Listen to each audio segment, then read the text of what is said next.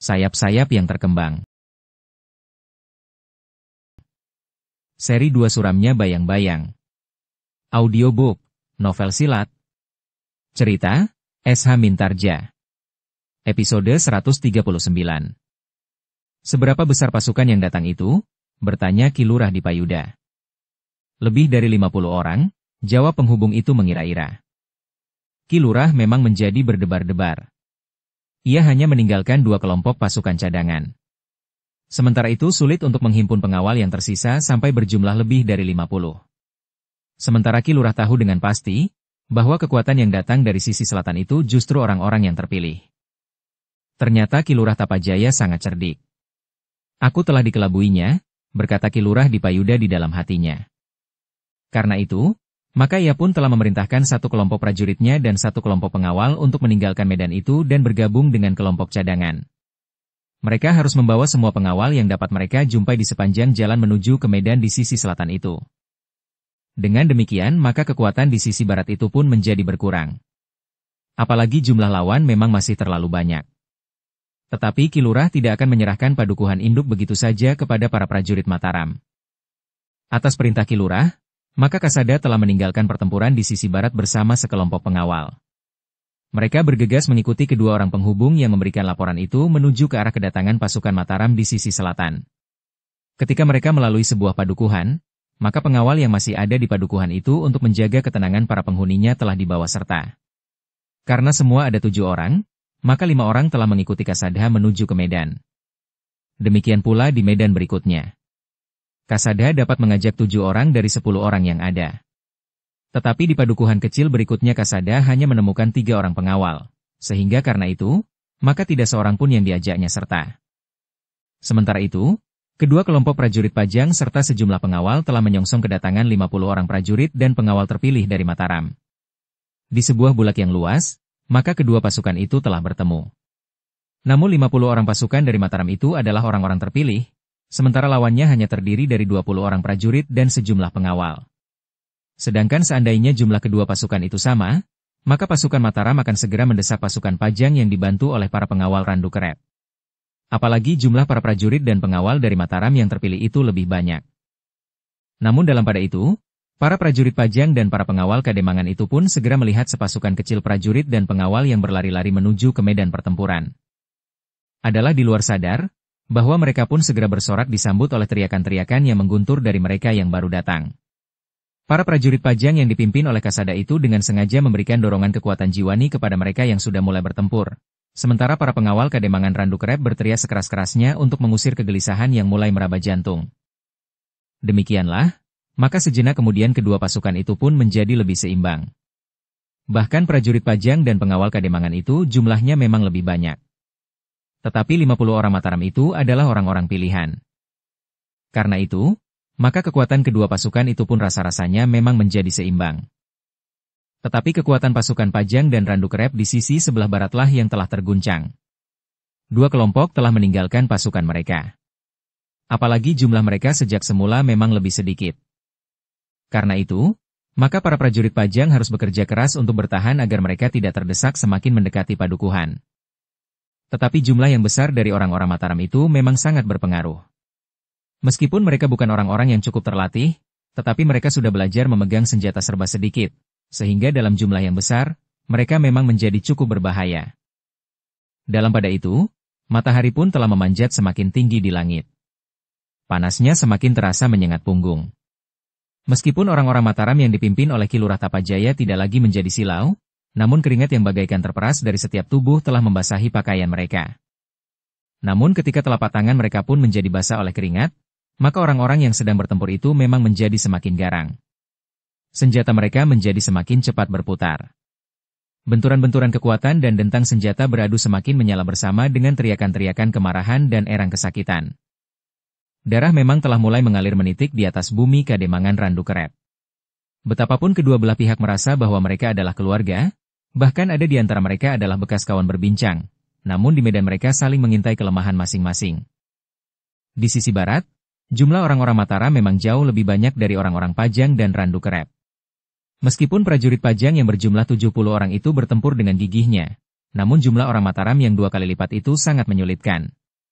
Sedangkan para pengawal dan anak-anak muda Kademangan Randu Krep sendiri tidak terlalu banyak dapat diharapkan. Namun dalam pada itu, maka di sisi selatan, keadaan Pajang ternyata lebih parah lagi. 50 terpilih dari prajurit dan pengawal Mataram itu benar-benar bagaikan arus banjir yang sulit untuk dibendung. Seperti di sisi barat, maka para pengawal dan anak-anak muda Kademangan Randu Krep yang telah mendapat sedikit latihan itu, kurang menunjukkan ketabahan hati untuk mempertahankan kampung halamannya. Apalagi untuk waktu yang agak lama, mereka telah terpengaruh oleh orang-orang yang memang dikirim oleh Mataram untuk memperlemah ketahanan jiwani orang-orang Randu Krep. Bahkan pernyataan yang setiap kali dilontarkan oleh orang-orang Mataram tiba-tiba telah mencuat kembali di hati orang-orang Randu Krep, tidak ada bedanya. Apakah berada di bawah kuasa Pajang atau Mataram? Bahkan jika ada di antara mereka yang tetap ingin bertahan untuk kepentingan Pajang, maka mereka tentu akan menyesal. Sebentar lagi Pajang akan ditundukkan oleh Mataram. Mereka yang berpihak Pajang sudah barang tentu tidak akan mendapat tempat. Dengan demikian maka para pengawal dan orang-orang Randu Krep memang tidak dapat memusatkan kemampuan sepenuhnya. Keraguan-raguan itu semakin lama menjadi semakin mencengkam ketika mereka melihat bagaimana orang-orang Mataram itu bertempur. Apalagi mereka yang ada di sisi selatan. Mereka harus menghadapi 50 orang yang berilmu tinggi menurut penilaian mereka, karena 50 orang itu adalah para prajurit dan pengawal terpilih dari Mataram. Untuk beberapa lama kedua pasukan itu bertempur dengan garangnya. Para prajurit Pajang di sisi barat masih mampu mengimbangi kekuatan lawannya yang jumlahnya jauh lebih banyak, meskipun orang-orang Randu Krep sendiri tidak menunjukkan tingkat perjuangan yang tinggi. Beberapa orang justru menjadi kehilangan keberanian dan berusaha untuk berlindung di belakang para prajurit. Sementara itu, orang-orang Mataram seakan-akan telah berniat untuk menelan lawan-lawannya hidup-hidup. Untunglah bahwa Ki Lurah di Payuda telah membawa sebagian besar prajurit-prajuritnya di sisi barat, sehingga dengan jumlah yang jauh lebih kecil, ia masih juga bertahan. Namun hampir setiap orang harus melawan lebih dari seorang lawan.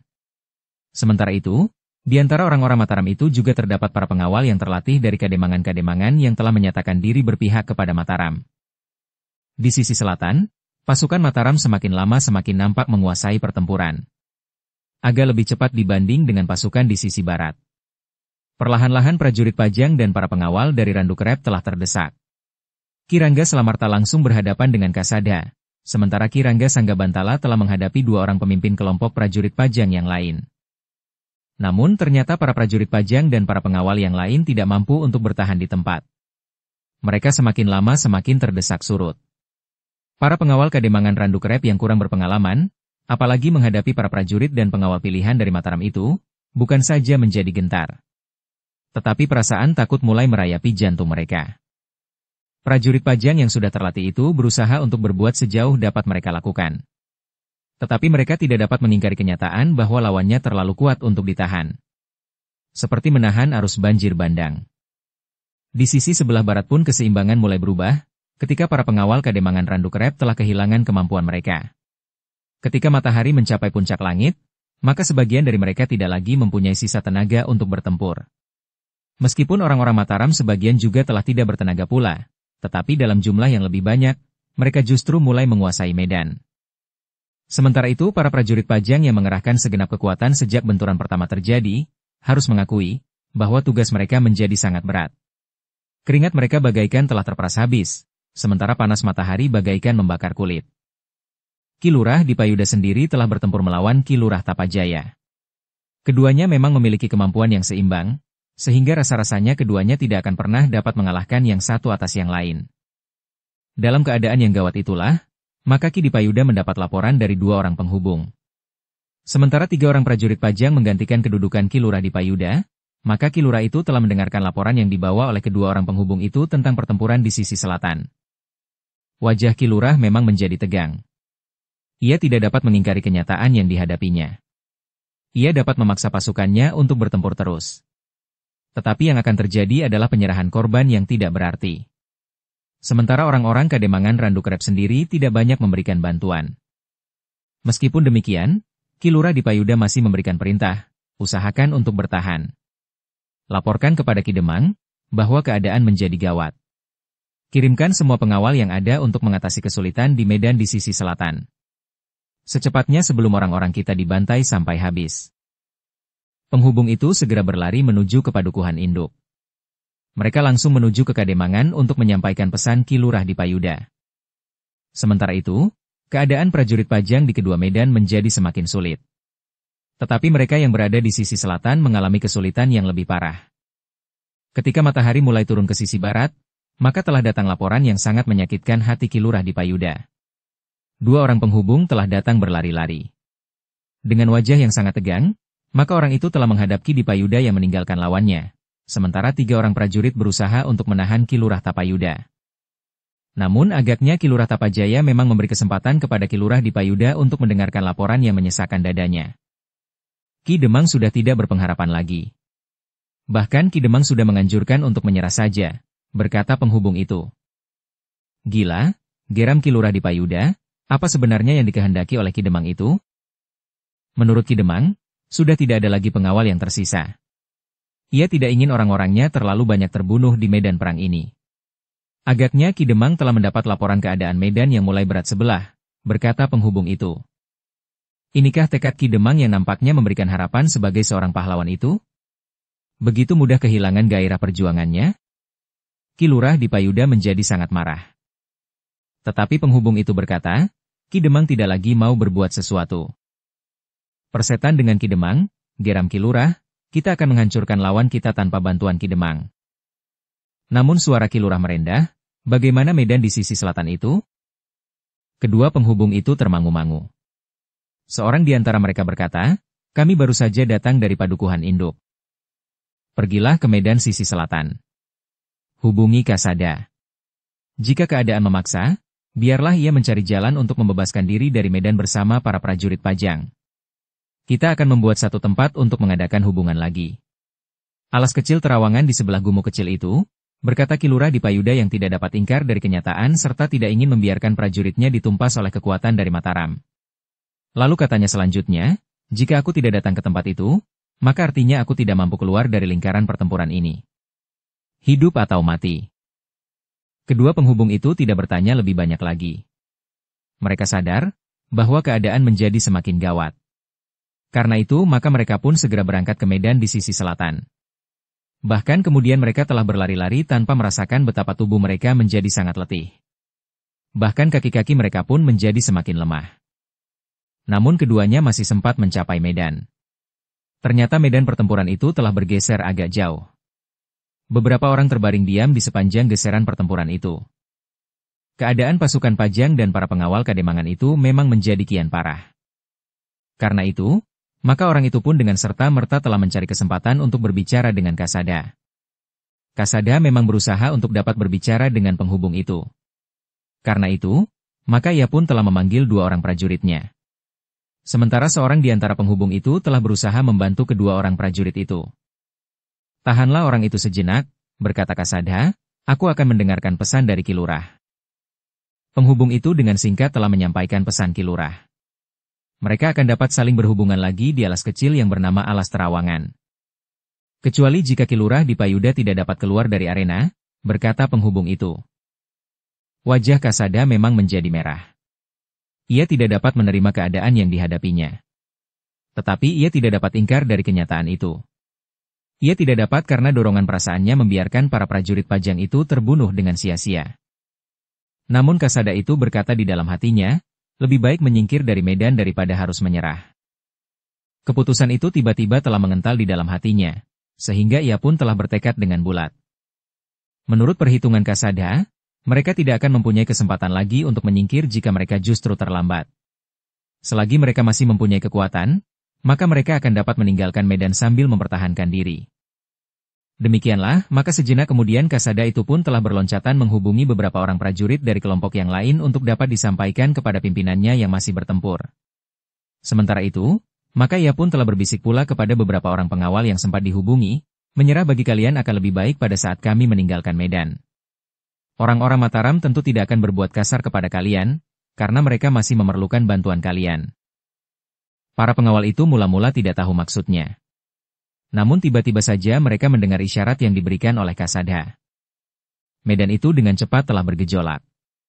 Para prajurit Pajang telah berusaha mengacaukan arena pertempuran itu. Kemudian mereka pun segera berusaha untuk menghindar.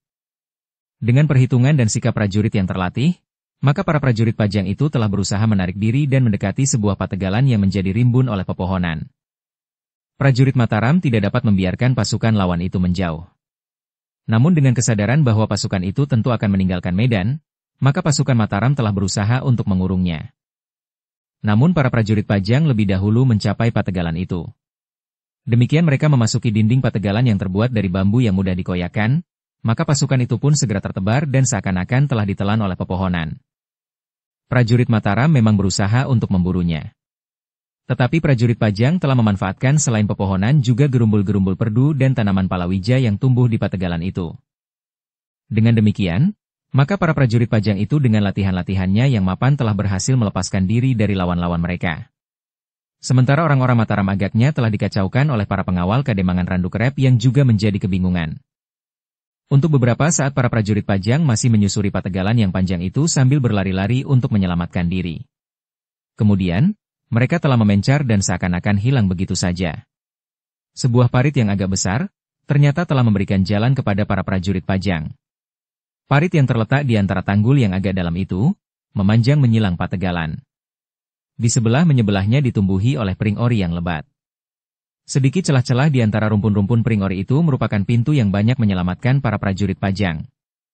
Mereka terjun ke balik tanggul kemudian memencar ke kedua arah. Sementara yang lain meloncat naik tanggul di seberang. Para pengawal Kademangan Randukerep tidak dapat berbuat setangkas itu. Karena itu, maka sebagian besar dari mereka tidak sempat melepaskan diri dari tangan para prajurit Mataram. Namun seperti yang dikatakan oleh Kasada, prajurit dan pengawal dari Mataram itu masih berusaha untuk berbuat lebih baik atas para pengawal Kademangan Randukerep. Dalam pada itu, dengan susah payah para prajurit Pajang telah menghilang. Prajurit Mataram yang mengejar mereka pun menjadi ragu-ragu. Mereka sama sekali kurang menguasai medan. Orang-orang Pajang yang pernah berada di Kademangan itu untuk beberapa lama nampaknya lebih mengenal lingkungan itu sehingga mereka mendapat kesempatan lebih baik dari orang-orang yang mengejarnya. Meskipun demikian bukan berarti bahwa Pajang tidak kehilangan prajurit-prajuritnya yang menjadi korban di medan perang atau tertangkap saat mereka melarikan diri.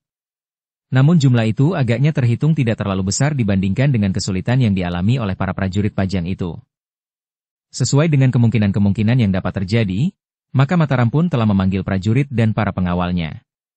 Dengan geram Ki Rangga Selamarta dan Ki Rangga Sanggabantala telah memerintahkan prajuritnya untuk berkumpul. Namun Ki Rangga keduanya telah memerintahkan sebagian dari prajuritnya untuk mengawasi para tawanan, yang sebagian besar adalah para pengawal Kademangan, sedangkan yang lain meneliti keadaan medan. Aku dan Adi Rangga Sanggabantala akan mencoba melacak jejak mereka, berkata Ki Rangga Selamarta sambil menunjuk 25 orang di antara mereka. Lalu katanya, rawat mereka yang terluka dan kumpulkan mereka yang gugur di peperangan itu. Sejenak kemudian kedua orang perwira dari Mataram itu telah meninggalkan pategalan. Mereka mencoba meneliti jejak orang-orang Pajang yang semula berlari bercerai-berai. Namun akhirnya beberapa orang di antara mereka telah berkumpul. Nampaknya mereka menjadi sangat tergesa-gesa, karena mereka tidak sempat menghindari hadirnya jejak mereka atau berusaha menghapusnya. Karena itu, maka dengan hati-hati prajurit Mataram itu telah maju terus. Dalam pada itu, matahari pun menjadi semakin rendah. Kedua orang perwira Mataram itu agaknya telah melupakan perintah untuk segera pergi ke Prambanan karena Mataram ternyata tidak mampu mengimbangi jumlah prajurit yang dipersiapkan oleh Pajang di sebelah-menyebelah kali opak itu. Jika matahari turun dan hilang di balik bukit, maka kita akan kehilangan orang-orang Pajang itu, berkata Ki Rangga Selamarta. Karena itu, maka usaha untuk mengikuti jejak itu pun semakin dipercepat. Tetapi mereka tidak segera menemukan orang-orang yang mereka cari. Jejak yang nampaknya telah menjadi semakin jelas itu pun telah menjadi kabur lagi. Sehingga mereka harus meneliti untuk beberapa lama agar mereka tidak menemukan arah yang salah. Beberapa orang prajurit Mataram justru telah menjadi jemu mencari jejak orang-orang Pajang itu. Tetapi ketika harapan untuk menemukan mereka itu menjadi menipis, tiba-tiba saja mereka telah menemukan jejak yang lebih jelas lagi, sehingga para prajurit Mataram itu telah terpancing untuk meneruskan usaha mereka menemukan para prajurit Pajang. Tetapi mereka memang tidak dapat mencegah matahari turun semakin rendah. Langit pun menjadi semakin merah. Meskipun tidak selembar awan pun yang terbang, namun cahaya senja akhirnya mulai turun pula. Kita kehilangan kesempatan, berkata Ki Lurah Sanggabantala. Ki Lurah Selamarta menarik nafas dalam-dalam. Namun tiba-tiba saja seorang di antara mereka berkata, lihat, ranting-ranting patah. Mereka ada di sekitar tempat ini, Mereka tentu menuju ke alas terawangan di sebelah gumuk itu. Jika saja kita menemukan mereka di luar hutan, berkata Ki Rangga Selamarta. Bagaimana jika mereka telah masuk hutan? Bertanya salah seorang prajurit Mataram. Kita tidak dapat menyusulnya. Dalam gelapnya malam di dalam hutan, sulit bagi kita untuk dapat bertempur dengan baik. Karena itu, maka selagi masih belum terlalu gelap, kita susul mereka. Mungkin mereka masih ada di balik bukit kecil itu sebelum mereka menghilang di balik gumuk masuk ke alas terawangan, berkata Ki Rangga Selamarta. Dengan hati-hati prajurit Mataram itu telah bergerak melingkari bukit kecil. Mereka tidak ingin kehilangan sekelompok prajurit Pajang yang akan dapat memperkuat kedudukan Pajang di Prambanan, atau mengganggu kedudukan mereka di Kademangan itu, meskipun mereka mendapat perintah untuk bergabung dengan para prajurit Mataram di seberang sebelah barat Kali Opak.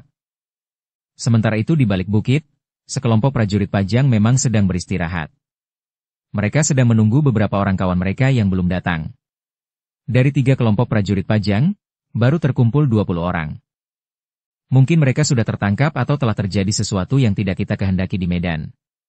Gugur misalnya, berkata salah seorang pemimpin kelompok. Baiklah, berkata Kasada, jika demikian, maka kita akan masuk saja ke dalam hutan. Menurut keterangan Ki Lurah Dipayuda, kawan-kawan akan berusaha untuk memasuki alas terawangan. Jika kita berhasil berhubungan dengan Ki Lurah Dipayuda, maka kita akan segera dapat menentukan langkah lebih jauh. Marilah. Sebaiknya kita menunggu beberapa lama, berkata pemimpin kelompok yang seorang lagi. Kasada mengangguk-angguk. Di depan mereka memang terdapat hutan yang disebut-sebut alas terawangan. Hutan yang tidak begitu lebat dan tidak begitu besar. Kasada dan prajurit-prajurit Pajang yang lain pun telah bersiap-siap untuk memasuki hutan itu. Mereka dengan letih melangkah berurutan melintasi padang perdu yang sempit. Tetapi mereka terkejut ketika dalam keremangan senja mereka melihat sekelompok prajurit muncul dari balik bukit. Sekelompok prajurit yang ternyata bukan prajurit Ki Lurah Dipayuda. Tetapi mereka adalah prajurit Mataram yang dipimpin oleh Ki Rangga Selamarta dan Ki Rangga Sanggabantala. Kasada tidak mempunyai pilihan lain. Mereka harus berusaha untuk mempertahankan diri. Bertempur sambil menarik diri mendekati hutan yang sudah berada di hadapan mereka. Tetapi dengan demikian mereka justru berada di padang perdu. Meskipun tidak terlalu luas, namun dengan demikian maka para prajurit Mataram akan mendapat banyak kesempatan untuk menghancurkan mereka. Namun para prajurit Pajang itu tidak mempunyai pilihan. Dengan sisa tenaga yang ada maka mereka telah bersiap menghadapi prajurit Mataram yang berlari-lari dan berusaha memotong jalan antara para prajurit Pajang itu dengan alas terawangan. Meskipun demikian Kasada dan para prajurit itu pun masih juga berusaha untuk bergeser semakin mendekati hutan itu. Ki Rangga Selamarta yang semakin berada di ujung prajurit-prajurit Mataram itu pun kemudian berkata, "Menyerahlah. Kalian tidak mempunyai kesempatan lagi. Seandainya kalian tidak menyerah sekarang, maka akan datang saatnya Pajang dihancurkan oleh Mataram. Dan kalian akan mengenali nasib buruk untuk yang kedua kalinya." Tetapi Kasada menjawab dengan tegas, "Kami adalah prajurit-prajurit yang telah mengucapkan prasetya. Karena itu, seandainya kami harus mengalami nasib buruk 1000 kali pun kami tidak akan mengeluh." "Bagus," berkata Ki Rangga Selamarta, "kau memang benar-benar prajurit pilihan. Kau masih sangat muda. Namun kau telah memiliki ilmu yang tinggi, melampaui lurahmu Ki Dipayuda. Prajurit-prajurit seperti kalian itulah yang sebenarnya dibutuhkan oleh Mataram. Jangan membujuk. Hatiku tidak selemah batang ilalang yang tunduk kemana angin bertiup," jawab Kasada. Tetapi Ki Rangga Selamarta tertawa. Katanya, "Aku tidak membujukmu. Tetapi aku memujimu dengan tulus sebagai sesama prajurit. Aku pun harus mengaku bahwa aku sendiri tidak akan dapat mengalahkanmu. Tetapi sebagaimana kau lihat, orang-orangku lebih banyak dari orang-orangmu." "Jumlah kita hampir sama," jawab Kasada, "sementara itu hati kami telah tertempa oleh keadaan terakhir dalam hubungannya dengan hadirnya Mataram. Karena itu, jangan mimpi untuk dapat memaksa kami menyerah. Kalian akan melarikan diri ke dalam hutan menjelang malam hari? Kalian lepas dari tangan kami, tetapi segera di antara kalian akan mati dipatuk ular dan diterkam binatang buas," berkata Ki Rangga Selamarta. Tetapi jawab Kasada, "Saat aku mengikuti pendadaran, maka syaratnya adalah menangkap seekor harimau seorang diri hanya dengan senjata pisau belati. Demikian juga kawan-kawanku yang lain sehingga dengan demikian, harimau sama sekali bukan hantu bagi kami." "Bagus," geram Ki Rangga, "bersiaplah. Agaknya korban masih harus jatuh di sini." Dukung channel Novel Silat dengan subscribe, follow, like, komen dan share. Kasada dan para prajurit Pajang pun telah bersiap menghadapi segala kemungkinan. Mereka sadar bahwa mereka akan menghadapi perjuangan yang sangat berat untuk mempertahankan hidup mereka. Tetapi mereka telah menyadari bahwa kemungkinan yang demikian dapat terjadi sejak mereka memasuki dunia keprajuritan. Bahkan orang-orang yang melakukan pendadaran atas mereka pun berulang kali bertanya, apakah mereka berani menghadapinya. Kini mereka benar-benar dihadapkan pada kemungkinan yang paling pahit dalam perjuangan mereka sebagai seorang prajurit dan sebagai seseorang yang sedang mempertahankan hidupnya. Demikianlah, maka sejenak kemudian pertempuran telah terjadi lagi. Sekali lagi Kasada harus melawan salah seorang perwira Mataram yang berilmu tinggi. Sekali lagi Kasada menunjukkan bahwa ia pun memiliki ilmu yang mampu mengimbangi kemampuan ilmu Ki Rangga Salamarta. Namun Ki Rangga Sanggabantala tidak mempunyai lawan yang seorang diri mampu melawannya. Karena itu, maka ia telah mengikat 3 orang lawan sekaligus. Dengan demikian maka keseimbangan pun menjadi semakin berat sebelah. Selain jumlahnya memang lebih sedikit, Mataram mempunyai 2 orang yang berilmu tinggi. Tetapi prajurit-prajurit Pajang yang terlatih itu telah membuat gerakan-gerakan yang memang agak mengacaukan medan untuk mengurangi tekanan yang semakin terasa berat.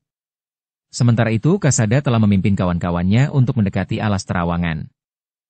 Namun agaknya orang-orang Mataram berusaha untuk mendesak para prajurit Pajang justru menjauhi alas terawangan itu. Dengan demikian maka keadaannya menjadi semakin sulit bagi para prajurit Pajang. Untunglah bahwa malam segera turun, sehingga pertempuran menjadi sedikit lamban.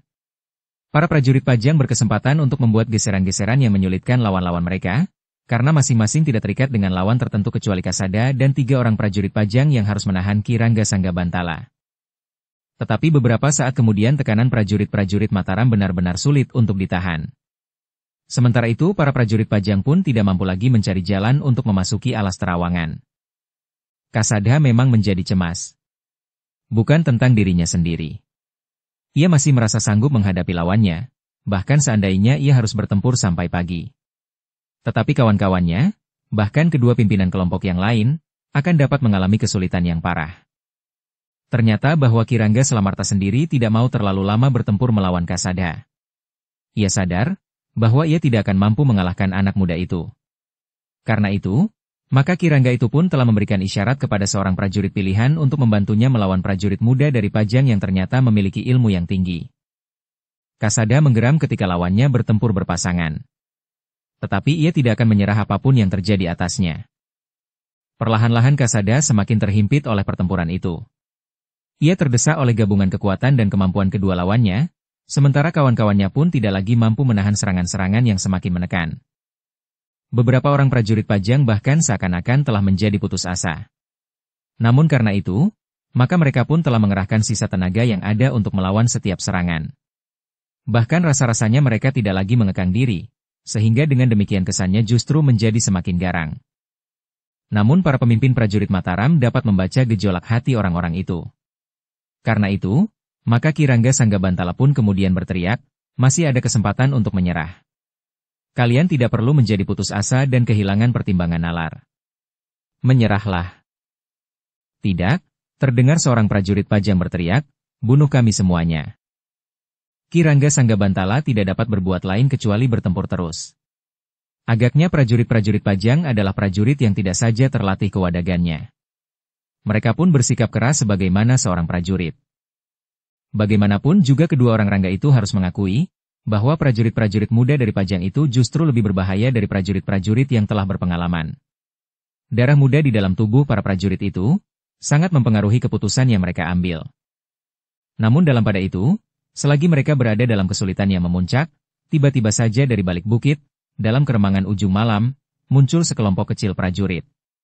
Ternyata mereka adalah prajurit Pajang yang berhasil menyingkir dari medan di sisi barat dan seperti yang dipesankan, mereka akan berkumpul di alas terawangan. Demikian sekelompok prajurit itu melihat pertempuran, maka dengan serta-merta mereka pun telah mempercepat langkah mereka. Setan manakah yang hadir itu? Ki Rangga Salamarta menggeram. Ketika kelompok itu menjadi semakin dekat, maka semakin jelaslah bagi mereka yang sedang bertempur, bahwa mereka adalah prajurit-prajurit Pajang. Kasada, terdengar pemimpin kelompok yang baru datang itu menyebut nama. Kau, Barata? Kasada menjawab. Barata tidak membuang waktu lagi. Ia datang bersama 7 orang prajuritnya. Di medan di sisi barat ia telah kehilangan 2 orang prajurit, yang belum jelas keadaannya. Apakah mereka terbunuh di pertempuran, atau mereka terluka dan tidak sempat menghindar atau tertangkap? Bertahanlah Kasada, teriak Barata. Para prajurit Pajang yang telah menjadi putus asa itu pun serasa telah bangkit kembali. Mereka melihat secerca harapan bersama kehadiran sekelompok kawan-kawannya.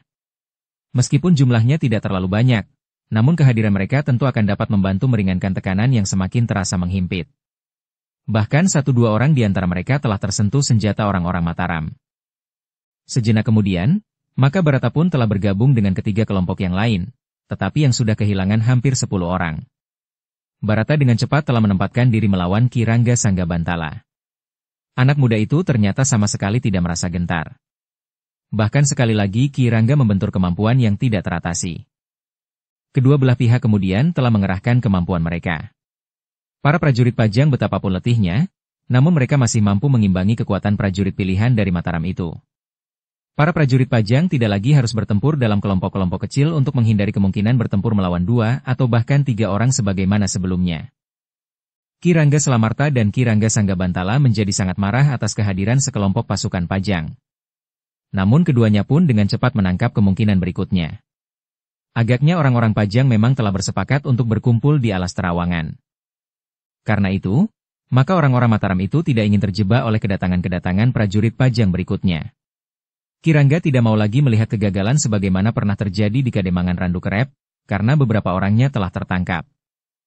Kedua orang Rangga itu tidak tahu, apa yang segera dilakukan oleh Ki Tapajaya. Jika Ki Lurah Tapajaya langsung memasuki induk Kademangan, maka masih ada kemungkinan mereka menemukan kawan-kawan mereka yang telah tertangkap bersama beberapa orang Kledek. Tetapi mungkin Ki Tapajaya sedang memburu orang-orang Pajang yang meninggalkan medan di sisi barat. Karena itu, maka Ki Rangga Selamarta telah mengambil keputusan tersendiri. Sebelum orang-orang Pajang yang lain datang ke alas terawangan, maka Ki Rangga berniat untuk menghindari pertempuran yang lebih sulit. Ia tidak tahu pasti, apakah Ki Tapajaya dan pasukannya juga akan datang ke hutan itu.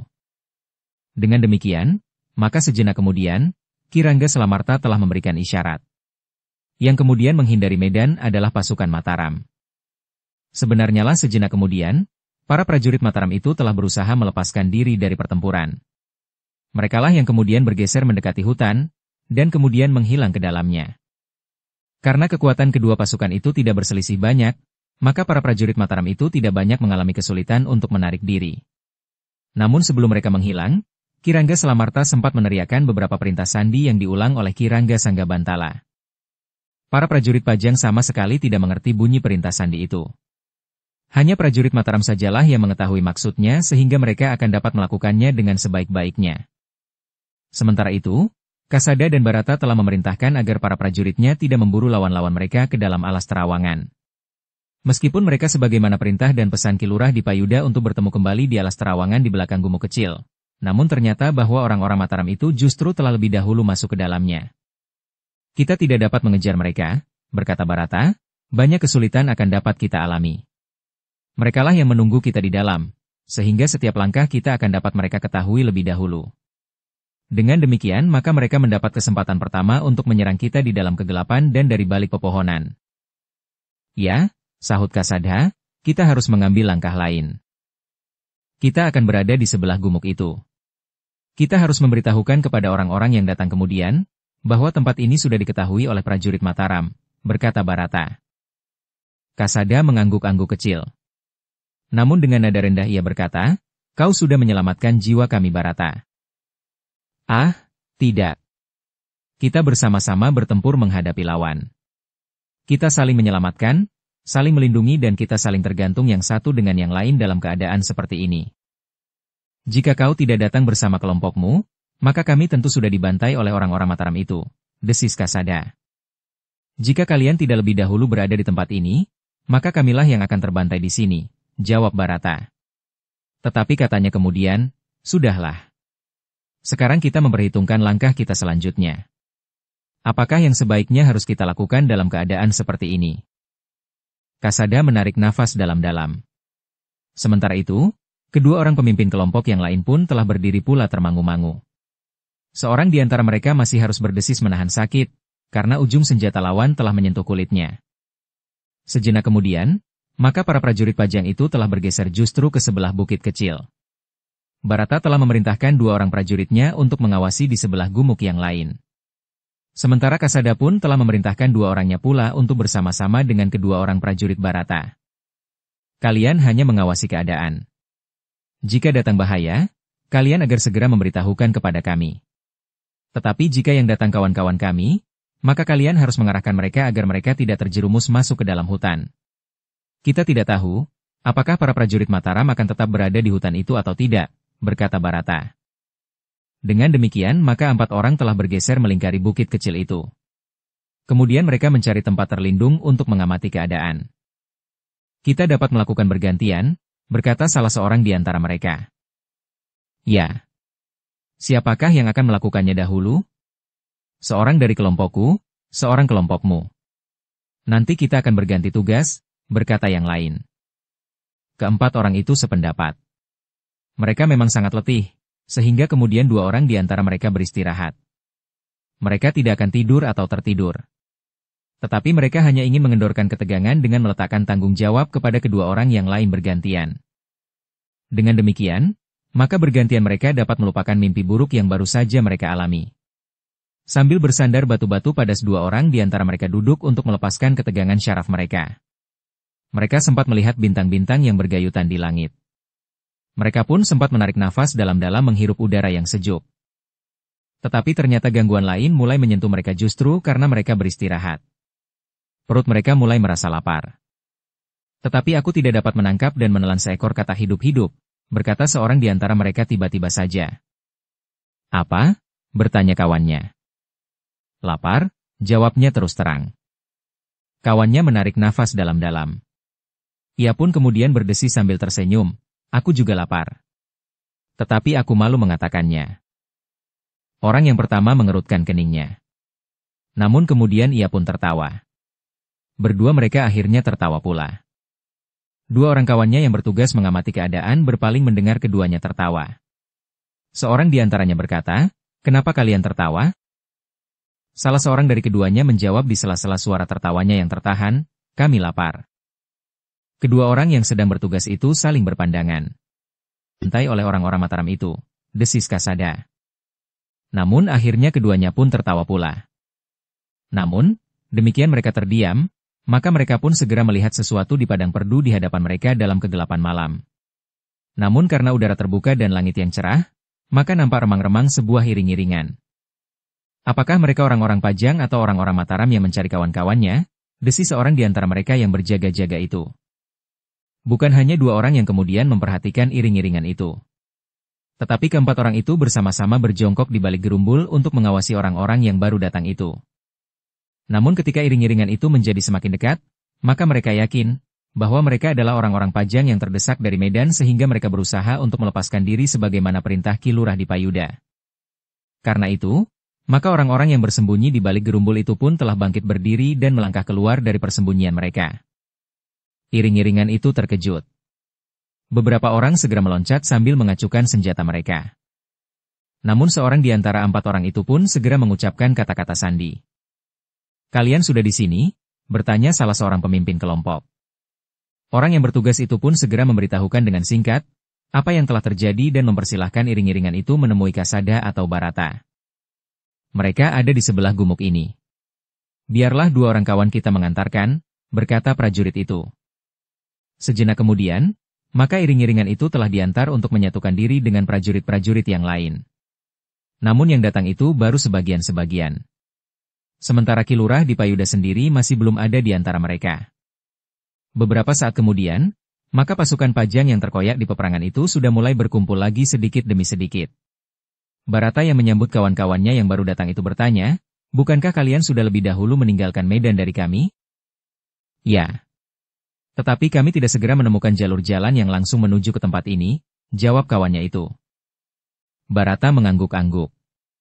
Dalam gelapnya malam, maka kadang-kadang seseorang memang mengalami kesulitan menelusuri jalan yang masih belum terlalu biasa dilaluinya. Karena itu, maka agaknya para prajurit Pajang yang lain pun mengalami kesulitan yang serupa. Mungkin saat-saat mereka menghindar dari medan justru menuju ke arah yang lebih jauh dari alas terawangan. Baiklah, berkata Barata kemudian, Sebaiknya kita menunggu di sini. Tetapi ingat, sepasukan prajurit Mataram memasuki alas terawangan. Kita tidak tahu apakah mereka masih ada di dalam atau sudah bergeser dan keluar dari arah lain. Tetapi tentu bukan pasukan induk yang dipimpin oleh Ki Lurah Tapajaya, desis salah seorang prajurit. Barata menggeleng. Katanya, tidak. Mereka adalah prajurit-prajurit pilihan yang dipimpin langsung oleh Ki Rangga Slamarta dan Ki Rangga Sanggabantala. Prajurit-prajurit Pajang yang mendengar keterangan itu mengangguk-angguk. Mereka sadar bahwa Ki Rangga berdua adalah orang-orang yang berilmu tinggi. Namun dengan demikian maka mereka pun harus mengakui bahwa Kasada dan Barata yang muda itu adalah orang-orang yang berilmu tinggi pula, karena beberapa orang telah menyaksikan langsung bahwa keduanya mampu bertempur melawan Ki Rangga Slamarta dan Ki Rangga Sanggabantala. Untuk beberapa saat maka Barata dan Kasada telah memutuskan untuk tetap berada di tempat itu. Jika perlu, maka mereka akan berbicara dengan pemimpin-pemimpin kelompok yang ada untuk menentukan langkah berikutnya. Mudah-mudahan Ki Lurah Dipayuda segera datang, berkata Barata. Seorang di antara mereka berkata, lihat, ranting-ranting patah. Para prajurit Pajang itu pun kemudian telah berpencar untuk beristirahat. 5 orang bertugas mengamati keadaan selain 4 orang yang berada di balik bukit. Namun mereka tidak perlu berjaga-jaga dengan berdiri tegak dan berjalan mondar-mandir. Mereka dapat saja duduk di belakang perdu. Namun mereka tidak boleh lengah. Ternyata para prajurit Pajang itu memang menjadi letih dan lapar. Tetapi mereka sudah terlatih untuk mengalami kesulitan di medan sehingga karena itu, maka mereka masih mampu mengatasi keadaan itu. Tetapi satu hal yang kemudian mereka yakini adalah, Kademangan Randukrep tentu sudah jatuh ke tangan orang-orang Mataram. Namun malam itu, prajurit Pajang yang sempat meninggalkan medan telah berkumpul di sebelah bukit di depan alas terawangan itu. Sebagian besar dari para prajurit yang beristirahat itu memang sempat tertidur selain mereka yang bertugas. Tetapi para pemimpin kelompok justru menjadi lebih berhati-hati. Mereka tidak dapat melarang para prajuritnya yang letih itu tidur di udara terbuka karena mereka menyadari bahwa para prajurit itu telah menjadi letih dan lapar. Tetapi mereka pun mengerti bahwa di alas terawangan itu terdapat beberapa orang prajurit Mataram. Para pemimpin kelompok itu memang menjadi cemas bahwa Ki Lurah masih juga belum datang. Selain Ki Lurah, masih ada juga pemimpin kelompok yang tertinggal bersama anak buahnya. Namun mereka menduga bahwa para prajurit yang belum datang itu tentu dalam kesibukan mengawal Ki Lurah Dipayuda. Kami bersama-sama meninggalkan medan, berkata Barata, bahkan aku termasuk yang terakhir. Aku masih sempat memancing beberapa kelompok lawan. Namun aku memang meninggalkan medan langsung ke arah bukit kecil itu. Sementara yang lain memencar ke arah yang berbeda-beda. Mungkin mereka harus melingkar agar tidak bertemu dengan prajurit Mataram atau mereka telah melakukan satu perlawanan khusus terhadap orang-orang yang berhasil mengejar mereka. Kasada mengangguk-angguk. Memang banyak kemungkinan dapat terjadi dalam pertempuran seperti itu. Tetapi beberapa saat kemudian, maka seorang di antara mereka yang bertugas mengawasi keadaan di sebelah bukit telah melihat sekelompok prajurit yang datang. Mereka yakin bahwa mereka juga prajurit Pajang. Beberapa orang pemimpin kelompok segera menyongsong mereka. Mereka berharap bahwa Ki Lurah Dipayuda ada di antara orang-orang itu. Bersambung ke episode 140. Dukung kami dengan subscribe, follow, like, komen dan share. Terima kasih.